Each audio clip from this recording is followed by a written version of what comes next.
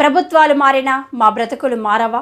భద్రాద్రి కొత్తగూడెం జిల్లా చర్ల మండలంలోని గిరిజనుల పరిస్థితి చూస్తే అయ్యో పాపం అనాల్సిందే.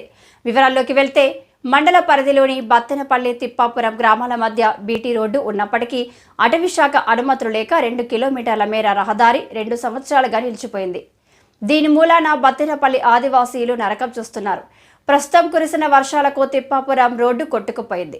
బత్తెనపల్లి గిరిజనులు ఏ అవసరం వచ్చినా ఇలా బురద రోడ్లపై నడుచుకుంటూ మండల కేంద్రం చర్లకు రావాల్సిందే.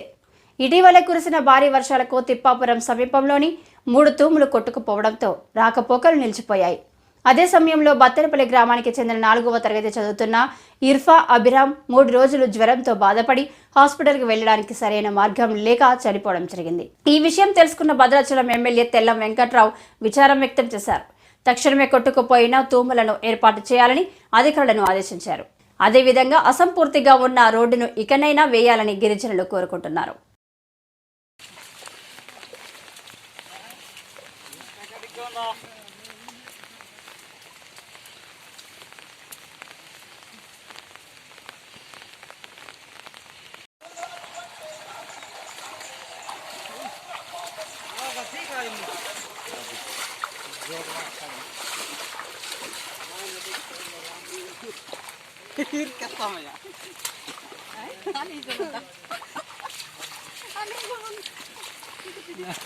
Kau